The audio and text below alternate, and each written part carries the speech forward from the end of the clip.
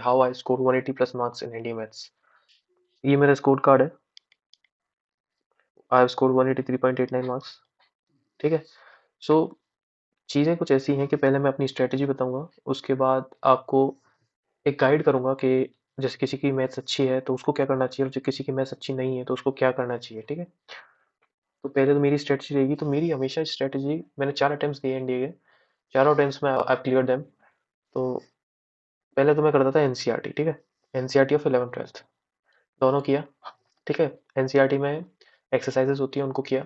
उसके अलावा फिर मिसलेनियस पार्ट होता है, मिसलेनियस एक्सरसाइज होती है बेसिकली, उसको किया।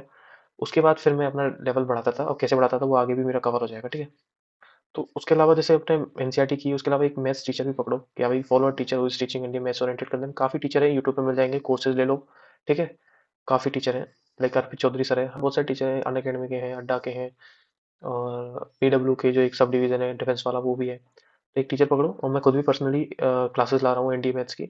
तो उसके अलावा मैं पीवाईक्यू, हाँ पीवाईक्यू इज मस्ट मस्ट। ठीक है। पीवाईक्यू देखो, आपने यहाँ पे तो क्या किया, बेस बनाया। ठीक है। एनसीईआरटी मैथ्स को ये थोड़ा सा आपको पुश करेगा। ठीक है। कि हाँ भाई आपको और क्या चाहिए। उसके अलावा पीवाईक्यू है ना, वो एग्जीक्यूशन है आपका, जो आपने पढ़ा उसका एग्जीक्यूशन। ठीक है। और एग्जीक्यूशन आप जब तक करोगे नहीं तब तक आपको पता नहीं चलेगा कि कितना आपको अपना लेवल बढ़ाना है। जैसे अब पीवाईक्यू है, यूपीएससी के एनडीए के जो मैथ्स का जो पीवाईक्यू है, उनमें एक यूनिकनेस ये है कि उसके अंदर एक क्वेश्चन के अंदर 3-3 स्टेटमेंट्स आते हैं। ठीक है। बहुत सारे क्वेश्चन में, ऐसा नहीं कि सारों में आती है, बट बहुत सारे क्वेश्चन में आती है। तो आपको वो चीज़ें, आप पीवाईक्यू सॉल्व करोगे तो आपको पहले से ही पता रहेगा, तो आपको उसको कैटर कैसे करना है वो भी चीज़ आप सीख लोगे पहले ही। ठीक है। तो पीवाईक्यू बहुत जरूरी है, और पीवाईक्यू करोगे तो इससे कर लेना। ये दिशा पब्लिकेशन की बुक है, ये दिशा पब्लिकेशन की 19 previous year NDA any mathematics recent book है। ठीक है। तो इसको कर लेना आराम से, आपका नैया पार है। टॉपिक वाइज है इसके अंदर, जैसे ट्रिग्नोमेट्री है, ट्रिग्नोमेट्री के लगातार सारे क्वेश्चन इकट्ठे हैं। तो ट्रिग्नोमेट्री जैसे आप पढ़ रहे हो, तो ट्रिग्नोमेट्री पढ़ा 11th 12th की बुक से पढ़ा, किसी से पढ़ा, टीचर से पढ़ा, उसके बाद एग्जीक्यूशन आप इसमें पीवाईक्यू है उससे कर लो। ठीक है। कोई टेंशन नहीं है। देखो थोड़ा पेपर के बारे में जान लेते हैं। सब जानते हैं कि 120 क्वेश्चन आते हैं, total number of question 120 question, और मिनिमम नंबर क्वेश्चन 30 क्वेश्चन। अब ये दोनों क्या चीज़ है ये मैं बताता हूँ। 120 क्वेश्चन आते हैं टोटल एनडी मैथ्स के, जो एमएटी एग्जाम होता है ना, mathematical ability test I guess ये आता है ना। तो 300 मार्क्स। सो 120 क्वेश्चन 300 मार्क्स होते हैं, मतलब 2.5 नंबर का होता है एक क्वेश्चन, 2.5 मार्क्स पर क्वेश्चन। ठीक है। तो 2.5 मार्क्स पर क्वेश्चन होता है, तो 30 क्वेश्चन कितने मार्क्स के, 75 मार्क्स के। तो ये एक्चुअली ये एक मिनिमम रिक्वायरमेंट है एक हिसाब से। अब सब जानते हैं कि एनडीए में 2 एग्जाम होता है। फर्स्ट होता है अपना एमएटी जो मैथ्स का होता है, सेकंड होता है जीएटी। ठीक है। तो एक तो होता है एमएटी, एक होता है जीएटी। तो इसमें क्या है, अगर आपके 75 मार्क्स नहीं आते, ये नहीं आते, तो आपकी ये सेकंड ओएमआर ऑफ जीएटी ये चेक नहीं होगी। ठीक है। तो इसलिए आपको 75 मार्क्स तो हर एक को लाने ही पड़ेंगे, वरना आपकी सेकंड कॉपी चेक नहीं होगी। ऐसा नहीं कि मैं जीएटी जीएटी के बल पे पास हो जाऊंगा, ऐसा कुछ नहीं है। इसमें 75 मार्क्स की कैप है। ठीक है। मतलब कैप इन द सेंस कि मिनिमम रिक्वायरमेंट।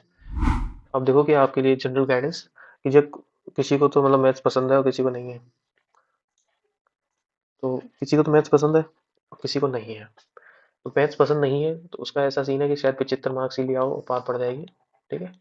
वो ऐसे ही सोच रहा होगा, ऑब्वियस सी बात है। तो देखो 75 मार्क्स आप सोच लो, अच्छी बात है, बट मैं एक अपना एक पर्सपेक्टिव रखता हूँ, मतलब मेरा एक पर्सनल व्यू है, उसको सुन लो। देखो मैथ्स पसंद नहीं है एक होता है, एक पसंद समझ में नहीं आ रही है, मतलब थोड़ा होता है, सबका अलग डिफरेंट है, मैं समझ सकता हूँ। बट मेरा एक व्यू समझ लो। देखो एनडीए जो मैथ्स है ना, उसके अंदर मैथ्स आती है, मैथ्स ऑफ 11th 12th। ठीक है। ये सिलेबस है एम मैथ्स का, केवल 11th 12th की मैथ्स। जीटी का सिलेबस सुन लो है ना, जीएटी। जीटी में आता है, पहले सबसे पहले आती है इंग्लिश, उसके अलावा आती है जीके, फिर आती है जीएस, फिर आती है current affair, CA current affair. ये आती है 200 मार्क्स की, और बच्चे 400 में ये सब आते हैं। ठीक है। इसमें वेरी करता रहता है थोड़ा बहुत पैटर्न, तो 100 की जीएस आ गई, ऐसे कुछ पैटर्न रहता है थोड़ा सा।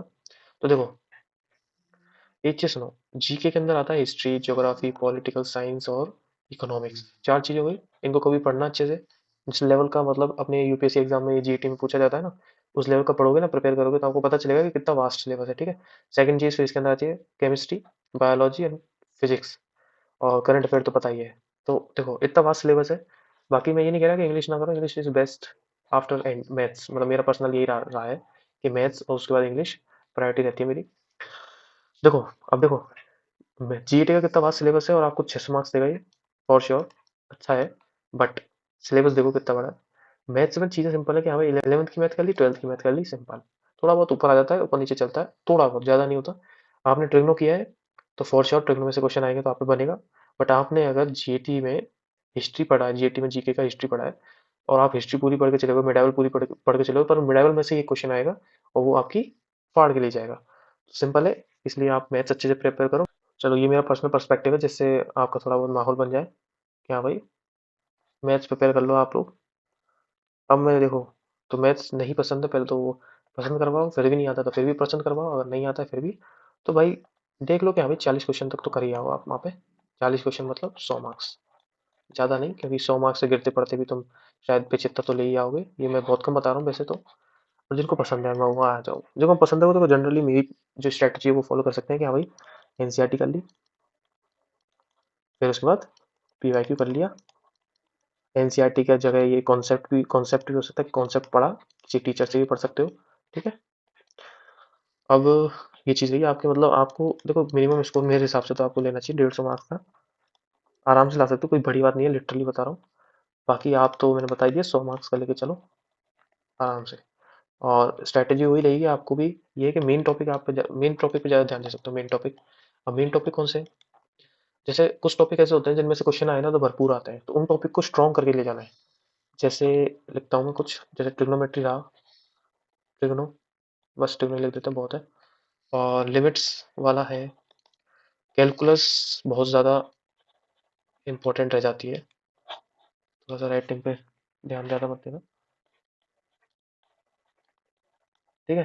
कैलकुलस बहुत ज़्यादा इंपॉर्टेंट हो जाती है, उसके अलावा बहुत सारे हैं, जैसे सेट्स वाला चैप्टर है, और तो और भी बहुत सारे क्वेश्चन टॉपिक हैं। तो दिशा की बुक में पहले पहले स्टार्टिंग के पन्ने में यही बता रखा है कि किस किस साल कौन कौन से टॉपिक में से कितने कितने क्वेश्चन आ रखे हैं, तो उसको एक बार देख लेना, ठीक है। और आप 150 मार्क्स लाओगे तो अच्छे से पढ़ो, यही करना है कि एनसीईआरटी या टॉपिक कॉन्सेप्ट बिल्ड किया, उसके बाद तुरंत एग्जीक्यूशन पीवाईक्यू। फिर पीवाईक्यू में 100% तुम्हें प्रॉब्लम आएगी कुछ ना कुछ, क्या भाई एक क्वेश्चन नहीं बन रहा है या फिर एक टॉपिक नहीं आता, ये तो नए पहली बार सुना है, तो फिर से जाओ कॉन्सेप्ट बिल्डिंग वाले फेज में। तो मेरा कहने का मतलब ये है कि जैसे कोई भी आप पीवाईक्यू कर रहे हो, स्टक तो करोगे, कुछ ना कुछ टॉपिक ऐसे रहते हैं, मतलब कुछ ना कुछ लूपहोल्स होते हैं, तो वो स्टक होते हैं तो अच्छा ही है ना, तो आपको कुछ नया कॉन्सेप्ट मिलेगा तो सर्च करो, उसको देखो और बढ़ो आगे। तो यही मेरी जनरल स्ट्रैटेजी है, ठीक है। और इसी स्ट्रैटेजी को आराम से आप फॉलो करो, आराम से आपके मार्क्स अच्छे से अच्छे आ सकते हैं। और मैं फिर से ये कहूँगा कि जिनकी मैथ्स जिनको पसंद नहीं है, कोशिश करो और उसको पसंद करवाओ, ठीक है। करवाओगे तो बहुत भले में रहोगे, क्योंकि जीएटी करके देख लो, या तो अगर किसी को, हाँ कई लोग होते हैं जिनको जीएटी अच्छा लगता है पढ़ना लिखना, मतलब मैथ्स से थोड़ी एलर्जी रहती है कुछ लोगों को, ठीक है, तो वो अपना इन टॉपिक को कर लो, ठीक है। मैंने जो बताए थे पहले उनको कर लो तसल्ली से, कोई दिक्कत नहीं है।